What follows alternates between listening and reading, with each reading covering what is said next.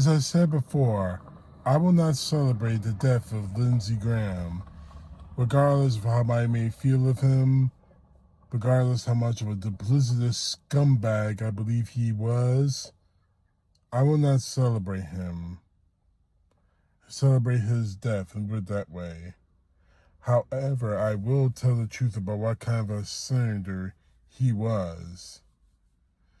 Because before Donald Trump, he may have been a decent person, may have been. And I use that possibility very, very strongly. He might have been a decent human being. But somewhere along the line, with the advent of Donald Trump, that decency disappeared. And that is something I will not apologize for calling out. And to help me with that, I have a article from John Pavlovitz. This week, death took Lindsey Graham's body. Trump took his soul long before that.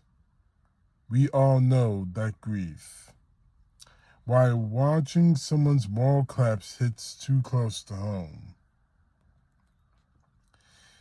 Lindsey Graham is dead, and it gives me no joy. This is not a celebration, it's a lament. The moment any human being leaves this planet is almost always an occasion to mourn. When death arrives, it is a permanent interruption, an unexpected and or unwarranted end to a complicated life in progress. There is an incompleteness that comes with work left undone, plans aborted, journeys ceased. In nearly every case, in the wake of someone's passing, so many possibilities die as well. This is no different. Lindsey Graham has passed away, and regardless of our politics, today we should grieve over the loss of the man and the leader he might have been had he never crossed paths with Donald Trump. It's a day to wonder how he could have altered this nation for the better. The good he may have authored in the lofty position he occupied. It's a day to rewind through one person's very public story and watch how a soul can be sold off in 1,000 tiny moral transactions long before their bodies expire. Lindsey Graham's moral collapse over the last decade has been staggering to witness. I think Donald Trump is a political car wreck. A race-baiting, xenophobic, religious bigot. No, I don't think he's a xenophobic, race-baiting, religious bigot. I think he's a kook. I think he's crazy. I think he's unfit for office. What concerns me about the American press is this endless attempt to label the guy as some kind of kook, not fit to be president. If an opening comes in the last year of President Trump's term, we'll wait to the next election. We're on the record. Yeah. All right. Hold the tape. We've got the votes to confirm Justice Ginsburg's replacement before the election. You don't agree with what I'm doing? You think I'm in Trump's pocket? I get all of that. My opponent will raise almost $100 million.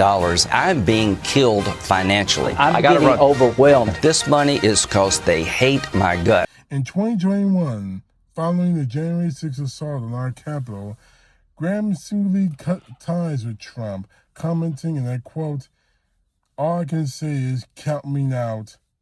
Enough is enough." And in June of 2026, just weeks before his sudden death, I want to start with a bunch of thank yous. I want to thank the big guy, God. Trump comes later. Mr. President, you're not far behind God, but we're going to start with him. That in itself should merit profound grieving across the nation. It's difficult for younger people to understand how Lindsey Graham was viewed before Trump's arrival. He was largely regarded as a reasonable, level-headed politician, always willing and capable of collaboration across the aisle. For those nearly 25 years prior, he forged friendships, built alliances, and crafted compromises in ways that became all but impossible for him in his final years. If you can't admire Joe Biden as a person, then it's probably you got a problem. You need to do some self-evaluation. Because what's not to like? Here's what I can tell you. That life can change just like that. Don't take it for granted. Don't take relationships for granted. I called him after Bo died. And he basically said, well, Bo was my soul. We've talked for a long time. He came to my ceremony and said some of the most incredibly heartfelt things that anybody could ever say to me. And he's the nicest person I think I've ever met in politics. Is that right? He is as good a man as God ever created. I grieve the death of that man, the one capable of seeing the humanity across the aisle, the one who's human first and politician second. Every one of us should. I think deep down we all do, because we know what it feels like to lose someone long before they die. We have had Lindsey Grahams in our lives, people whose humanity we have watched erode since the escalator descent of a morally declared vacant career criminal a decade ago. We've all looked on in helpless disbelief as their bedrock values began to shift. Their hard moral lines were erased and redrawn, and their once soft hearts became calloused and closed. We have all had someone we love die in a shell of what they once were because of their alliance to a serial grifter whose cultic hold slowly poisoned them. That's why this death hits close to home. Lindsey Graham's ethical impression is perhaps the more understandable than the people in our lives, as his proximity to Trump's power, or the fear of power being weaponized against him, was likely too great a temptation to withstand. The kind of wealth and influence he had access to probably seemingly well worth the moral compromise and severed ties. For our family members and former friends, it is much harder to make sense of it all. How it happened, how they were seduced, duped into such stratospheric tribal alliance to a man they have openly condemned a decade ago. That transformation isn't easy to unpack, and many of us will spend the rest of our lives wondering who the people we love might have been. This week, death took Lindsey Graham's body, but Trump took his soul and the man he may have been a long time ago. For most of us, that kind of grief feels all too familiar. Thank you, Mr. Pavlovitz. And this article crystallizes my feelings. Now, I've seen people on social media celebrating the death of Lindsey Graham. I'm not going to do that, because that will lower me as an American and as a human being. And more importantly, it would link me with Donald Trump. The tweet of Donald Trump celebrating the death of Robert Mueller. And I refuse to do that, regardless of how much I hate the man. Regardless of what I hate he's become, let me put it that way.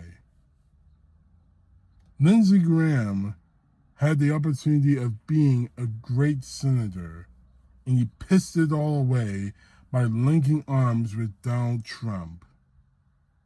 That is what I'm going to remember. First and foremost, beyond the warmongering that we saw from this man after the strikes in Venezuela and the strikes of Iran, and his non-stop support of Israel, even knowing that they're wrong. May I remind you that this guy screamed about supporting an attack on Cuba. God knows what else he may have supported. Maybe he wanted World War III. Now, I don't like the man, and I'm going to continue to tell the truth about him, about all of the Republicans supporting Trump. But what I'm not going to do is celebrate their deaths. I actually feel sorry for Lindsey Graham because he had a good career. He was an Air Force veteran. He had the kind of life that some people would love, but he pissed it all away for Donald Trump. And that's something I will not forgive nor forgive. CTP, no truth, God bless. Peace to the left, justice to the right. Don't forget to subscribe and share my videos.